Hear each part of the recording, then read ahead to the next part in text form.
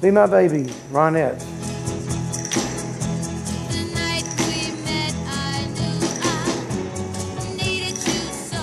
The Wrecking Crew, or the Wall of Sound, became a group of musicians because they were booked on a session for Phil Spector, and that session was the recording of He's a Rebel.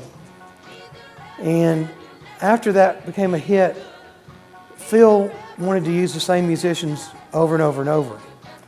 And as a result of that, Brian Wilson heard these same musicians on Be My Baby by the Ronettes. And that's when he said, those are the guys that I want to play on our records. And they became the anonymous kings of rock and pop. This drum set's been on so many hit records. One time, the drummer from The Knack said he was really disappointed when he found out that 10 of his favorite drummers were Hal Blaine. It wasn't Karen Carpenter playing on the records, it was Hal Blaine. It wasn't Gary Lewis of Gary Lewis and the Playboys on the hit records, it was Hal. Again, it was Hal on Mr. Tambourine Man. It was Hal on all the Mamas and the Papas big records. It was Hal that was on Unchained Melody, the Taste of Honey for Herb Alpert and Tijuana Brass, Elvis, the Everly Brothers, all the Beach Boy big records, Bridge Over Troubled Water, Frank Sinatra, Strangers in the Night, Something Stupid, Frank and Nancy Sinatra, Dean Martin, Sammy Davis Jr. Songs like If You're Going to San Francisco, It Never Rains in Southern California. The mid-60s Ludwig kit that's behind us here is not the only kit, but this was, as Hal put it, his babies. This was the last kit that he had. It was in storage. Even behind here is the original drum throne that was bought in an office warehouse store back in the 60s. And it's pictured in a lot of these pictures in the studio. And they cut it so it would sit lower to the ground like a drum throne.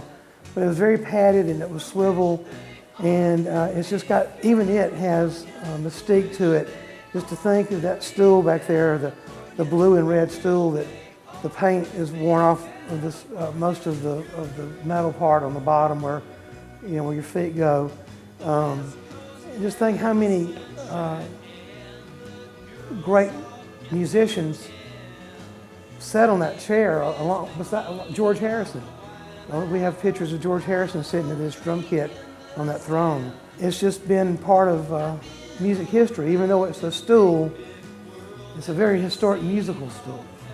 Hal did so many sessions that he just couldn't get to them all by himself. And he was one of the first guys that actually had a drum tech or a roadie to take drums to the next session before he got there and start setting them up.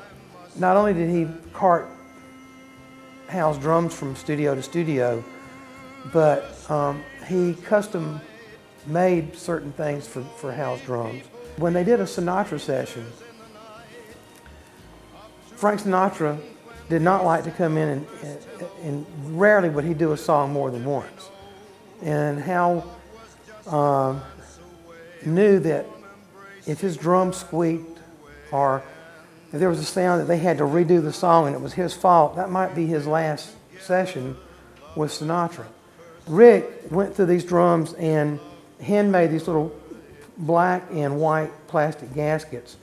And you can't make these drums make a metal-to-metal squeak. And that's the reason. And it was done like that to keep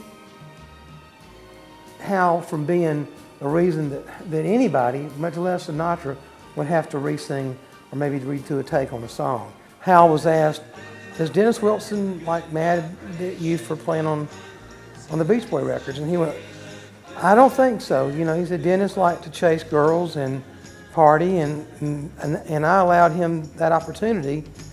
The thing that really topped it off was that Hal said if Dennis was jealous, why would he have hired me to play on his solo drum album, or his solo album? So even on Dennis's solo album, it's Hal Blaine playing drums.